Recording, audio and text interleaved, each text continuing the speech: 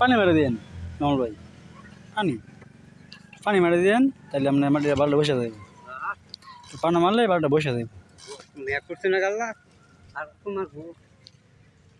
শুকায় তো গেছে যে আপনার ওটার সময় গাড়ি স্লিপ করে ভালো তো।